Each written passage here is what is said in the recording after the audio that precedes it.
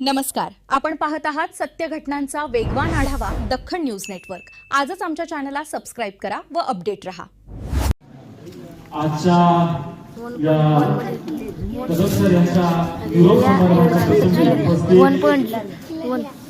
शाळेतील सर्व शिक्षक वृंद, राजकीय क्षेत्रातील मंडळी, प्रशासनातील मंडळी आणि इथं बरेच वेळ झालं तात्काळ सगळे विद्यार्थी काही वर्षापूर्वी सुद्धा तुमच्यासारख्या त्या ठिकाणी बसून इकडे कार्यक्रम असताना मला वाटत होतं कधी यांचा होतंय आणि आपला कार्यक्रम कधी होतो। ही भावना तुमच्याविषयी माझी आहे, कारण तो अनुभव मी स्वतः या ठिकाणी घेतलेला आहे। खरं तर या ठिकाणी आवर्जून ढोळे सरांनी उल्लेख केला की सर्व स्तराच्या विद्यार्थ्यांना मदत करणारे शिक्षक म्हणून त्यांचा या ठिकाणी उल्लेख झाला। आजच्या एआयच्या जगामध्ये, ChatGPTच्या जमान्यामध्ये एवढं तंत्रज्ञान विकसित झालंय तरी कदम सरांच्या विज्ञानाची जी जादू आहे ती कधी कमी पडणार नाही। आज प्रत्येक शिक्षक या शाळेतील 2012ला ज्या ठिकाणी मी त्या वर्गामध्ये हॉल क्रमांक 4 मध्ये 10वीला होतो तेव्हा या शाळेमध्ये अगदी 2 मिनिटांमध्ये माझा अनुभव सांगतो। खूप सर्व मान्यवरांना आज खूप घाई आहे, प्रत्येकाला वेगवेगळ्या ठिकाणी जायचे। सरांचा मी त्या ठिकाणी माफी मागून 2 मिनिटं वेळ घेतलेला आहे। तो आवर्जून एक अनुभव सांगायला घेतलेला आहे की सरांच्या बद्दल त्यांचं व्यक्तिमत्व काय आहे बाहेरचे लोक कोणी सांगू शकत नाही, तर ज्या वर्गामध्ये त्या विद्यार्थ्यांना त्यांनी शिकवलेला आहे तो विद्यार्थी सांगू शकतो। खऱ्या अर्थानं 2012ला जेव्हा मी 10वीला होतो तेव्हा महाराष्ट्र शासनाकडून पट पडताळणी म्हणजे शालेय शिक्षण विभागाकडून पट पडताळणी हा उपक्रम राबवला गेला। त्या शाळेमध्ये किती विद्यार्थी आहेत, पटावर किती विद्यार्थी आहेत, ऍक्च्युअली शाळेमध्ये किती विद्यार्थी आहेत अशी मोहीम शिक्षण विभागाकडून त्या ठिकाणी राबवली गेली।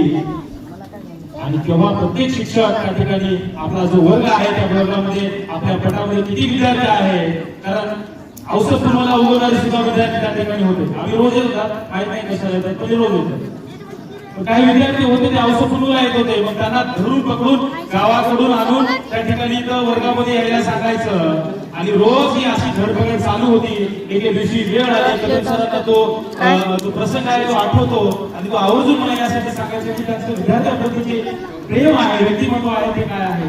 आणि सरांनी सांगितलं आज तुम्हाला लवकर शाळेत जायचं आहे, त्यामुळे घरून काही तुम्ही चहा बिस्किट जे काही पद्धतीने त्या ठिकाणी आम्ही खाऊन आला आणि सांगितलं आज त्या अधिकारी या ठिकाणी पटपडताळणी करण्यासाठी येणार आहे।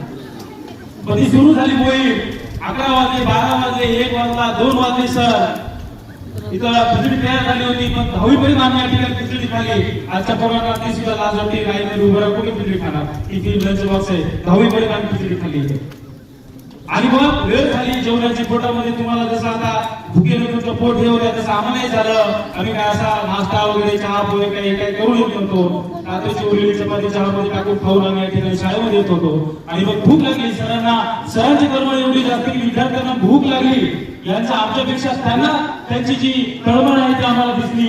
आणि मला वाटते त्यावेळी फक्त एकमेव असे कदम सर शिक्षक असतील जे कोणी दुसऱ्या शिक्षकाबद्दल मला वाईट म्हणायचं नाही, परंतु सरांनी स्वखर्चाने त्या ठिकाणी ते निवृत्ती मुले आपले जे आहेत काका त्यांना बोलावलं, बिस्किटचे पुढे मागवले वर्गामध्ये सर्व विद्यार्थ्यांसाठी आणि त्या ठिकाणी चहा आणि बिस्किट आम्हाला त्या ठिकाणी सरांनी दिला। हे सांगण्याची गरज किंवा सांगण्याचं तात्पर्य एवढंच आहे की विद्यार्थ्याप्रती शिक्षक हा काय प्रसरीचा असतो। शिक्षक गुरुजी हा माणूस प्रत्येक गोष्टीचा विचार करणारा असतो। तो आपल्या काही शिक्षक आपल्या वेळेचे बंधन पाळणारे असतात, 30 मिनिटं झाले की आपला वेळ संपला, त्याच्यानंतरचा त्यांना आणि विद्यार्थ्यांचा संवाद नसतो। पण कदम सर एकमेव शिक्षक असे त्यांच्या घरच्या गोष्टी सुद्धा आम्हाला ते शेअर करत होते। त्या ठिकाणी त्यांच्या मनामध्ये काय त्यांचं प्लॅनिंग होतं ते माहिती नाही, पण ते सुद्धा आमच्यासोबत शेअर करत होते। अशी एकदम भावनिक आमचं जे नातं आहे आणि विशेष म्हणजे ते आमचे वर्ग शिक्षक होते, त्यामुळे त्यांचं आणि आमचं नातं एका शिक्षकाच्या पलीकडचं होतं। आमच्यासोबत पळशी असेल, भेडेगाव असेल, दापशेड असेल, मडकी असेल, दगडगाव असेल, अशा विविध ठिकाणी त्या ठिकाणी तेव्हा बसची व्यवस्था नव्हती, पळशीहून मुली पायी येत होत्या, त्यांची सुद्धा भावना लक्षात घ्यायची। आणि विज्ञान शिकवत असताना भाषेची निवड कशी करायची, विज्ञान शिकवत असताना त्या विषयाचं प्रागल्भ किती ठेवायचं हे खऱ्या अर्थानं सरांकडून शिकण्यासारखं आहे।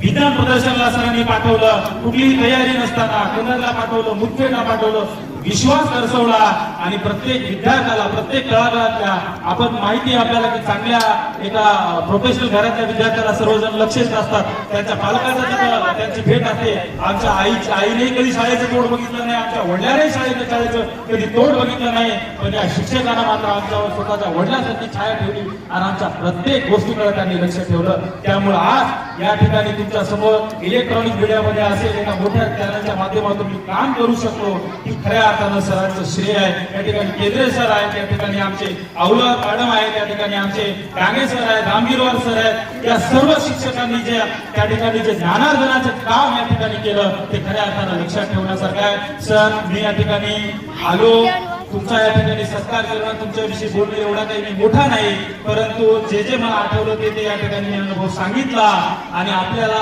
आपल्या भावी आयुष्यासाठी आपल्या भावी जडणघडणीसाठी या ठिकाणी खूप खूप अशा शुभेच्छा देतो आणि संयोजकाच्या वतीने बोडेवाड सरांची या ठिकाणी खूप खूप मनापासून आभार मानतो की त्यांनी एवढ्या बिझी शेड्यूल मधून मला या ठिकाणी बोलण्याची संधी प्राप्त करून दिली. त्याबद्दल या ठिकाणी संयोजन समितीचे देखील पुन्हा एकदा सर्व शिक्षकांची या माध्यमातून तुमच्यासोबत संवाद साधण्याचा मला वेळ आला, कारण त्या ठिकाणी गुरुजी माणसासोबत बोलणं हे काही सोपं काम नाही. गुरुजी सोबत फक्त उत्तर देण्यासाठी उभं राहावं लागतं, त्यांच्यासोबत बोलणं हे फार विलक्षण आवडण्यासारखं काम आहे असं मला वाटतं. आणि पुन्हा एकदा मी संयोजन समितीने या ठिकाणी बोलण्यासाठी मला संधी प्राप्त करून दिली. मी पुन्हा एकदा त्यांचे खूप खूप आभार मानतो आणि थांबतो. जय हिंद, जय महाराष्ट्र.